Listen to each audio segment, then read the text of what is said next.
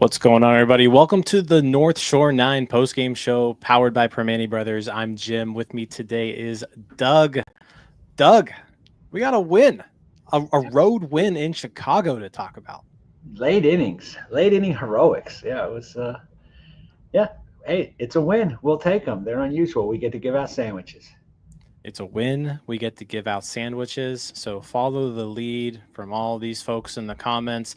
Put your hashtag #RaiseIts in the comments. We're going to be giving away some Primanti Brothers sandwiches following today's game. Again, hashtag #RaiseIt. That gets you into the drawing, and we'll do that here at the end. But yeah, let's hop into this one. It was it wasn't really a clean game. It was kind of ugly. There were caught stealings, there were errors, there were hit by pitches. But overall, I mean, a quick game, low scoring game, came down to a final home run by Jack Suwinski in the 9th inning, the hometown kid in Chicago winning the game. Yeah, let's just jump right into this one. The Pirates started Braxton Ashcraft today against Colin Ray, who I feel like they've struggled a bunch off of Colin Ray historically, not only just this year, but just historically. And it was a lot of the same today. There were moments of this game, Doug, 1-2-3 first inning, 1-2-3 second inning. At the end of the bottom of the first inning, it was a day game, so I was working and kind of watching the game, but I hadn't eaten anything today, Doug. So I was like, let me warm up. Like I had like this Trader Joe's frozen burrito bowl thing. I was like, I'll have some lunch. As soon as the bottom of the first ended, I like ran upstairs, put it in the microwave, 4.5 minutes to heat this up. By the time I came back downstairs, Braxton Ashcraft was already pitching again in the bottom of the second. The Pirates just were going down quickly early on in this game. Yeah, this was not a great offensive game for the Pirates, most of them are not great offensive games. I know their first base runner, Triolo leads off the third, and then you're followed up by a bunch of guys hitting 170. Now it's Ronnie Simon, great. So you thought Colin Ray pitching a day game. The Jets overhead was the much more compelling part of what was going on. It was going by fast. I sneezed and missed the Pirates at bats in one part of the inning. So yeah, it was a very quick first part of the game. I mean, through 3 innings, it was 0-0. There really wasn't even anything that happened. I guess the biggest thing from the beginning part of this game was Ashcraft did give up a 1-out double to Pete Crow Armstrong in the second inning, and he moved to third. So there was a little bit of a pickle that he got himself into early on, and he was able to get Dansby Swanson to ground out to end the second inning. I thought Braxton Ashcraft looked great today, and we'll get into that kind of once we finish up his 5 innings. But 0-0 through 3, and then the Pirates were the first ones to score. 4th inning comes along. 2 quick outs. Horwitz flies out. Brian Reynolds strikes out, but Nick Gonzalez, the rare Nick Gonzalez walk. He doesn't walk very often, but he draws a 2-out walk. And then the man of the day, who had many words to say. If you haven't read the article on DK Pittsburgh Sports, he had a lot of words to say about the Pirates and kind of his future with the club and the Pirates' future. But Andrew McCutchen delivers RBI double to right field. Nick Gonzalez comes in to score. Pirates are on the board 1-0. That's what, those are the guys that have to produce for this team, right? If we're not getting it from Horowitz and Reynolds and Gonzalez and Kutch and Cruz, we're not going to score a lot of runs. We'll get the random, run generated by that bottom part of the lineup. It's just baseball, that happens. But we need, right? Quite frankly, we have to rely on Kutch far too much for, what he's capable of at this point in his career. But he comes through. He's a professional, and, it's kind of fun because with every hit, he's, a hit or two away from passing this, guy you've heard of type thing. He's, Yeah. he is moving up these lists. That is, something I can still take joy in the rest of this season, watching where he does and where he ends up and who he passes, and and moving up those Pirates lists for sure. It's just my Mount Rushmore. There's the three guys: Honus Wagner, Clemente, and Stargell, and then mine has always been, as I'm sure Dave Parker. But it's getting, it's getting harder and harder to make that argument for Kutch. So. It's fantastic. It's fantastic that he's here and that he's doing it. It's unfortunate that, it can't be in meaningful baseball, but Kutch is great. And I love watching him do his thing. Yeah, that double put him, the next guy to pass up on that list is Edgar Martinez, who is a Hall of Famer, is Hall of Famer. DH. Like, right. So it kind of makes you think, maybe it's just a little bit more adding to that resume. So yeah, it's hard. Like I said, Edgar Martinez was never an MVP, right? Edgar Martinez never won a Gold Glove. I mean, it's getting harder and harder to deny Kutch. It just is. I know the numbers. We just look at him so differently now, but Kutch he's making a very nice case for himself. Yeah, he really is. So again, he gets the Pirates on the board 1-0. The Cubs do immediately answer back. Seiya Suzuki leads off the fourth inning with a double.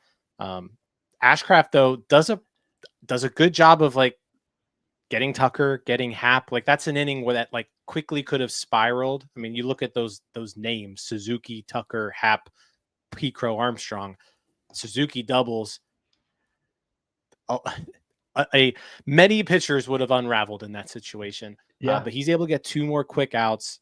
And then PCA does single to right, scores Suzuki. But Brian Reynolds, like great throw to second base, just drilled, like just nails him at second. And not the first time Pete Crow Armstrong will be called out at second base today. But that was big to just keep it at 1-1 after 4, I thought. Yeah, Ashcraft is... he's looked really good. I mean, he's looked really good. He looks like he could be a starter. Durability is the question. So, obviously we want to see him pitch a 6th inning and sort of face a lineup a third time to really, I'm convinced now that he'd be a very effective reliever, and would be a great asset to the bullpen. But I want to see if he can be a starter. And today, this is a good hitting lineup. And, like I said, he was going through a bit of a gauntlet there. I mean, Tucker's been struggling, what have you, but lots of guys coming struggling against the Pirates and seem to get better. So, yeah, I mean, you give up a leadoff double to Suzuki, and I mean, we've seen that happen with this team. That ends up being 3 or 4 runs, and he got at it, which is just giving up the 1 run. He gave up a double a single, I guess, to an MVP candidate. I mean, that's not the worst sin. So he did it. He got himself into the mess, honestly, but he got himself out quite nicely, and kept the game tied, kept the Pirates in the game. Yeah, I mean, you're not going to be perfect either. Like this is a good Cubs lineup, and you mentioned I'm 100% convinced Braxton Ashcraft can be a very, very good reliever. I think he can be a good starter, Doug. This was his 3rd start of the season. He's now gone 11 1/3 innings so far in his starts. He's given up 2 runs now. He's given up only, let's see here, 7 hits in those 11 1/3 innings. And he's struck out 11. So, and then as far as walks go, 1 walk.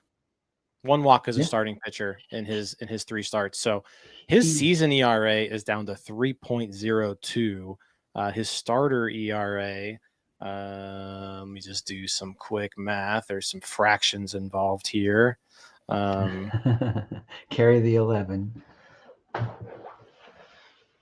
No, I mean, he's got a better pitch mix than Jared Jones, right? I mean, his fastball, curveball, slider, changeup. Like he's got the full arsenal. Yeah, 1.59 ERA now as a starting pitcher. Right. Braxton Ashcraft. Yeah, I mean, there's, that's what the rest of this season is for. Let's stretch this guy out. Let's see what he can do.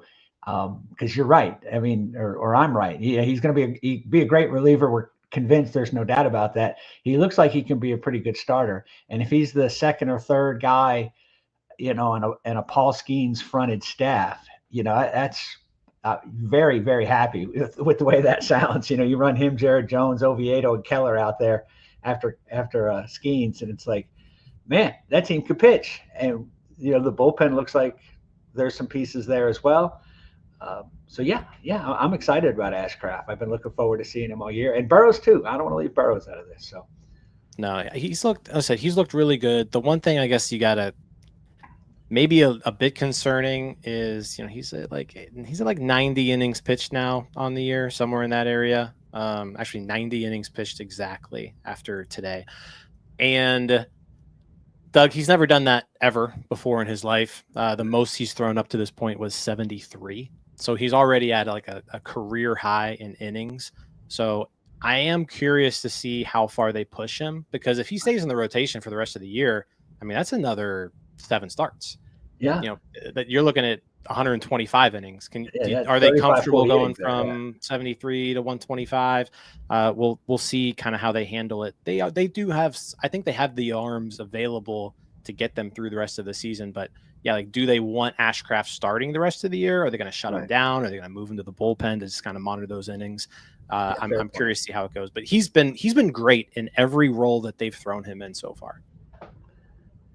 Yeah, I mean, the Pirates, tend to err on the side of caution, so he might not get that many starts. And you're right, they do have the arms to cover it. But yeah, it's.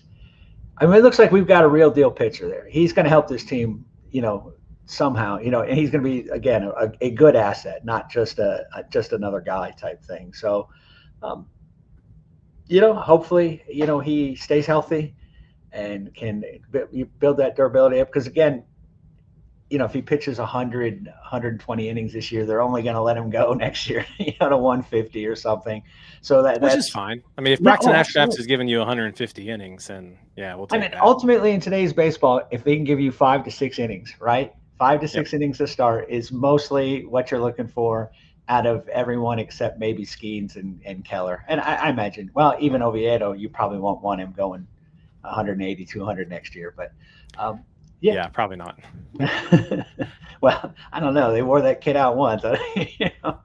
But yeah, I mean, as I said, I thought he looked good. They're definitely being careful with him. I mean, even today he was rolling. I mean, threw 61 pitches, 41 of them for strikes, like 61 pitches, and they pulled him. So like they're clearly monitoring his usage right now. They're not really pushing it. Again, he's at a career high in innings pitched already. So like every inning that you get at this point is kind of a new high for Ashcraft. Yep, every pitch is the most pitches he's thrown in a season. But yeah, he 5 innings today, three hits, 1 run, 4 strikeouts, fastball, slider, curveball, sinker, changeup. Generated 9 swings and misses, a 40% whiff rate on his curveball. It was working, especially early on. Slider looked sharp. Just overall a really, really solid start. Really good command from him too. I think he showed everybody why he can be a starting pitcher because of the arsenal and the command. Yeah. I mean, again, the question for him is going to be durability. I mean, that's the only question we have left. I don't mind. I'm glad that the Pirates are going to be cautious with him. This year, the last thing you want to do is hurt this kid in, one of these games. you know. So it's I think we know that he's a good pitcher, right? That question is answered, and now it's just exactly. And I mean, quite frankly, he just looks like he should, he's earned a shot at a starting spot in the rotation, right? And that your team will be better with him as a starter. So, so 5 innings, 1 run. Ray, 5 innings, 1 run. So, I mean, you've already flashed it up on the screen there a couple times. Did Ryan's lock hit today? No, it did not. Ryan said that the Cubs would be winning by 1 or 2 runs after 5 today, and it was a 1-1 tie. when both teams turn things over to the bullpen. So yeah, if you continue to fade Ryan, which would have been difficult today because he did such a specific bet. It's almost like he knew that people were fading him, so he went with something that, hey, I'm going to give you like 4 different options to pick. But yeah, he loses another bet. So yeah, don't tail Ryan. I mean, it's sort of the Alexander curse, but at least with the Alexander curse, you can make money off it going the other way. The Rosati curse, it just kills you. So. Yeah, the Rosati curse is rough in general. I do want to talk about the top of the 5th inning. Just one of those weird baseball moments too. Henry Davis, who has been he's been struggling big time, and he finally gets a hit. Like, I feel like there's so few and far between. He yanks one down the third baseline past the diving third baseman. He's thinking, oh, this is a double all the way. He's hustling. He's got his head down. He's running to second. Doug, the umpire, like a kick save and a beauty on this one, Doug. Like, the ball hits the umpire, drops straight down. Cubs pick it up, throw it to second. Henry Davis is out by 10 feet. Yeah. I mean, he was just, he had a rough day today. A couple weird things happened to him today, but yeah, I tend not to feel too sorry. Like, you know what I'm saying? Like, these guys have a job, they get paid well, blah, blah, blah. But man, this kid, he just can't catch a break. I mean, he hit that ball hard, and then he's doing exactly what he's supposed to do. Put his head down, run hard. He doesn't loaf. He busted out it every single time out of the box, and it kind of cost him here. Didn't have time to adjust. Just a dumb, bad luck play for a kid that, I mean, he still gets credit for the hit, but he wants to be standing at second base, kind of like, thank God, help it, just can't catch a break. We got Brewers fans in the chat here, Doug. The Brewers fans are cheering us on this weekend, hoping to bury the Cubs. So, you know what? I'm no Brewers fan, but I'll say this: I probably hate the Cubs more. I do. I definitely you know what? do. Let's just bury the Cubs. And the Brewers were in the American League. They never bothered me. They never did. No, right. I loved have always bothered me. I loved Robin Yount. I had nice feelings for the Brewers for the longest time until they came over here and joined the National League Central and have just killed us. But I hate the Cubs, so I hope we can help the Brewers out. Yeah, if I have to choose between the two teams, I'll go Milwaukee for sure. Easy call for me. Yeah. So, Pirates, like I said, starting pitchers are out of the game. Brings us to the bullpen. We get our first look at Evan Sisk, one of the pieces that came back in the Bailey Falter trade. Funky delivery, side winding lefty. Starts off by striking out Turner.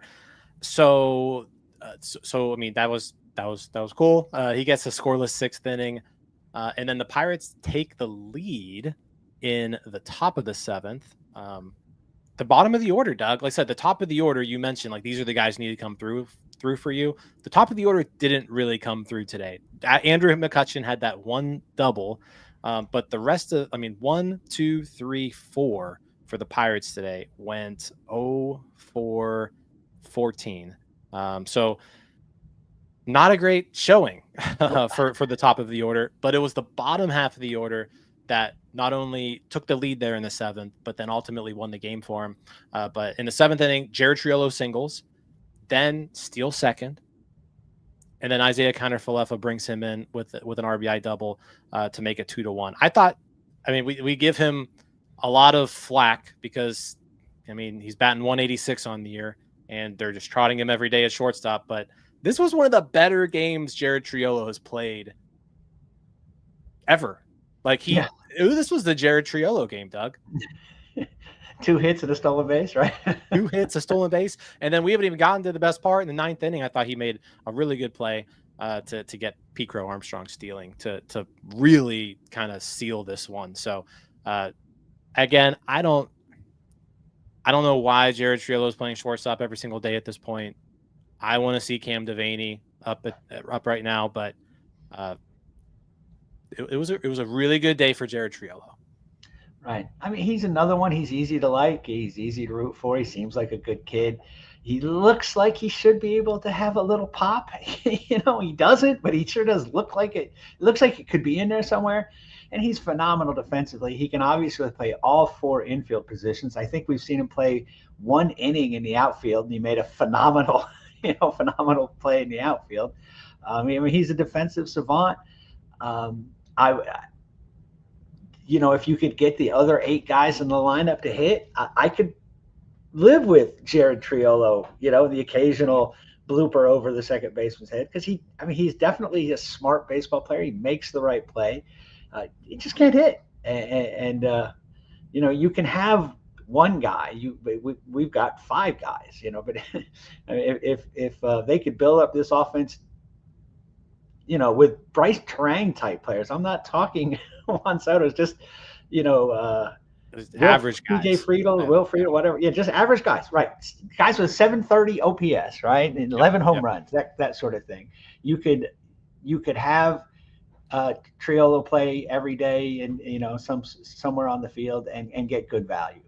So, yeah, I mean, I wish they would get the team in a position where, Triolo is your 26th man. Yeah, you say it all the time that they just have too many 26th men. That's the problem. It's a team of 26 men. You got like 10 26th men. Yeah. But yeah, Pirates take the lead there 2-1. Evan Sisk comes back out in the bottom half of the 7th to basically face Pete Crow Armstrong, lefty-lefty matchup, and he hits PCA.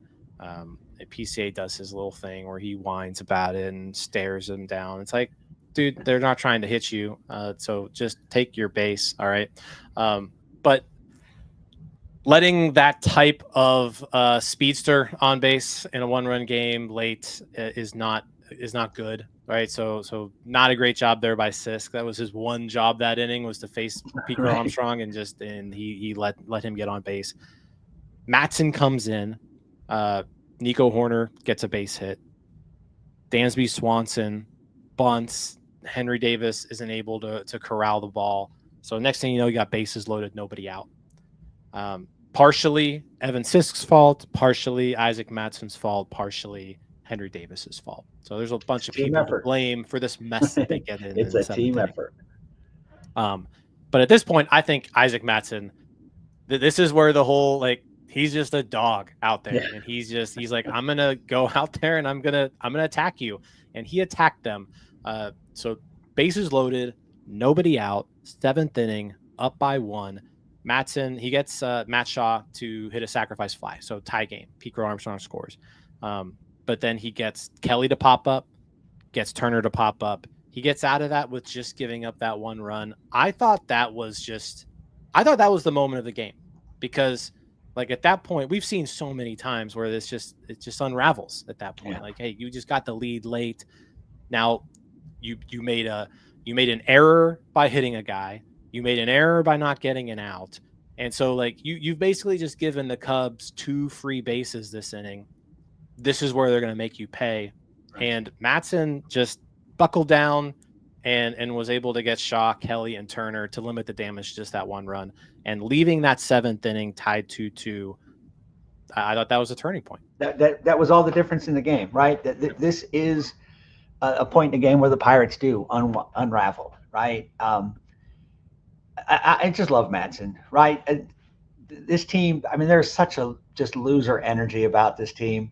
We don't have a lot of guys that have that dog in them, and if they did, that dog's been whipped by this losing culture that Ben Cherington has created. It just, losing is fine, that sort of thing. But it hasn't infected Mattson yet, and hopefully it won't.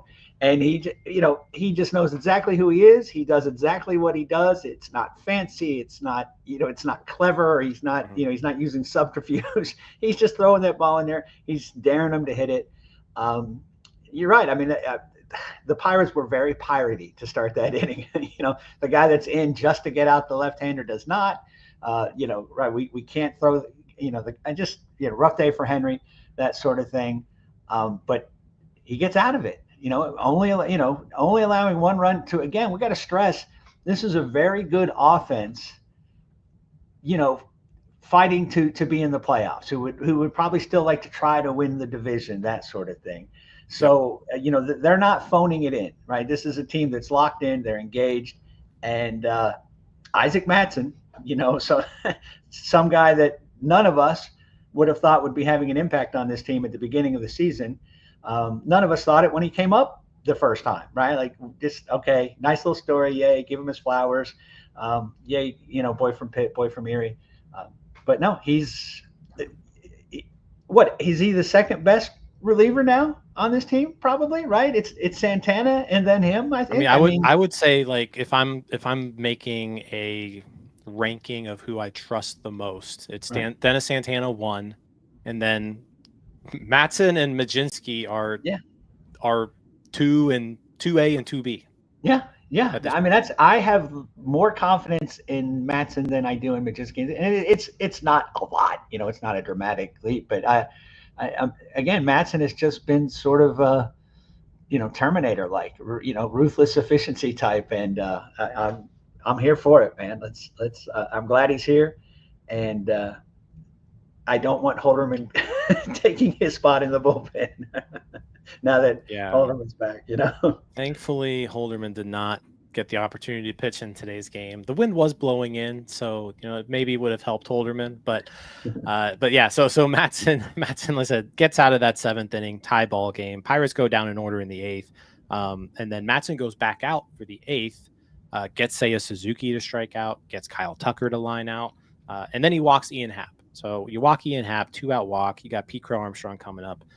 And this is where Don Kelly goes to Dennis Santana with 2 outs in the 8th inning. So another move where it's like, hey, you make this move to win this baseball game. And Santana didn't even have to get anybody out. Ian Happ tries to steal second base. Henry Davis makes a really good throw, gets him, and on to the 9th we go. That's a tie game. And like I said, this is where the 9th inning was a fun 9th inning on both sides. The Pirates face Palencia, who's coming in throwing the ball 101, 102, and Jack Suwinski turns around a 101 mile per hour fastball, hits it opposite field, solo homer, gives the Pirates a 3-2 lead. I mean, he's had such a rough season, Doug. This is his 3rd homer of the year. He's hitting 125. He's slugging 240. This dude has an OPS of 522 right now. But there's nobody in baseball that has his numbers that's on a major league roster. But Doug, he won the game today. Like that's what matters. So at least today, that's what matters. So. Because of Jack Suwinski, if you put #RaiseIt in the chat right now, you'll be in a contest to win some Primanti Brothers sandwiches. But I mean, at this point, we're probably going to be seeing a lot of Jack Suwinski with O'Neal Cruz on the IL. Yeah. And I mean, it hasn't been good, no. but that home run, it was a big one. It was right. a big home run. He's from Chicago, so it makes it deny it. The hometown kid hit a timely home run, and off a good pitch. It wasn't some meatball, right? It was 101 plus. I mean, hats off. He did it, man. And we'd like to see that once a week as opposed to once a month. But we'll take it for today. We get to give out sandwiches. The Pirates get to win, and as importantly to me, the Cubs get to lose. That makes me happy. Yep. Absolutely. Dennis Santana comes on in the 9th. Pete Crow Armstrong, leadoff single. He tries to steal second base, gets there, but Jared Triolo makes a nice play on a short hop, sticks with it. Crow Armstrong overslides the bag, and he is he's just dead out there at second base, which you love to see it. I don't know if there's anyone I hate more in this sport right now than Pete Crow Armstrong. He annoys me nonstop. So it was awesome to see Pete Crow Armstrong just make a huge error on the base paths that ultimately, I mean, maybe cost the Cubs the game. Oh yeah. I mean, you just again, Triolo just instinctually makes good plays defensively. Dennis Santana gets credited for 4 outs, and 2 of them are caught stealing. Yeah, that's right. A good point. I mean, he actually only got 2 people out. Right. I mean, Cubs fans and the Cubs manager, they just must be like outraged. How do you? I mean, they had back-to-back outs of caught stealings. The last out of the 8, two of their last first, 4 yeah, outs, and the first out of the 9th inning were both caught stealings. I mean, that is as bad fundamentally. That is as pirate-like. Even the Pirates, I don't recall doing something like this year. So, and that's again, Mr. Hotshot, Mr. MVP, PCA. Yep. You love to see it. You love to see it. So Santana gets credited with the win since he came on in the 8th inning there. He is 4-4 on the year. Mattson actually gets credited with the blown save, which that's a little unfair, but blown save for Isaac Mattson. But yeah, Pirates win 3-2. They're only 19 games below 500 now, Doug, and only 25.5 games behind the Milwaukee Brewers. So, if we win every game from here on out, I think we got a shot here, Doug. You're saying there's a chance, right? I mean, they're 10 losses. They've got 10 losses that they could play with to at least get to 500, right? I mean, 500. 76 wins is still in play, brother. 76 wins is still in play. And if you remember, Ben Cherington says we won more games when we won 76 from the year before. So I'm sure this year we'd get a nice little, tidbit from him saying, yes, look, we're winning more games. We won 76 for the 3rd year in a row. 76 is greater than 76 is greater than 76. Right. I mean, it's the math. That's improvement. As That's the kids improvement say. Right there. Right. Yeah. All right, let's give away some sandwiches. I don't know if it's the day game or what, but we only got 65 entries today, Doug.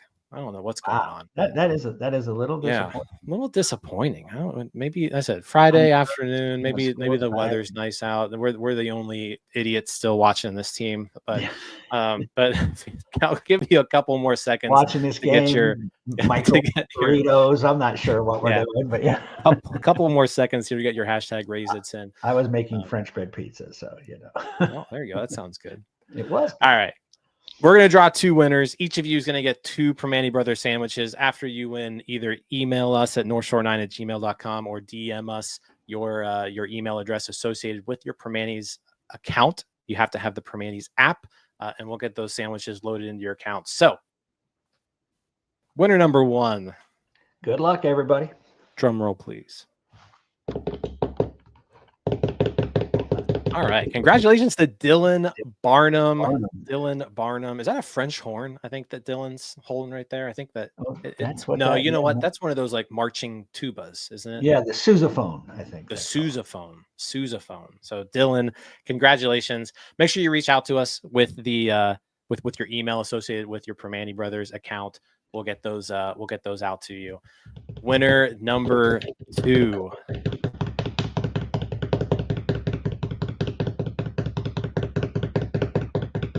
Wayne Lice. Wayne Lice. Lice. You think it's Lice? Yeah. But Wayne. Congratulations, Wayne. You know the drill. Email us, DM us, and we'll get those out to you. All right, Doug. Tomorrow. I think there's another day game tomorrow too. Right? Tomorrow, 2:20 p.m. Mike Burrows facing Shota Imanaga. I don't think Shota Imanaga has given up a run against the Pirates like ever. Yeah, something like 19 innings. I heard him say, yeah. So look for. I'm sure Ryan will pick Cubs money line tomorrow. So that's what we need. We need Ryan to just continue. Let's just keep betting against the Pirates on FanDuel. And keep losing, so we can reel off some wins here. Sounds reasonable, right? It's all we got to do is break through against a guy that we're due to hit against.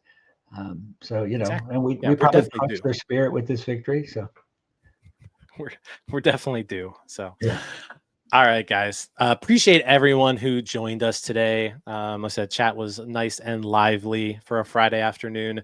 Enjoy your Friday evenings. If you're watching or listening to us after the fact here, we appreciate you as well. Like the video, subscribe to the page, tell your friend about us, all that good stuff.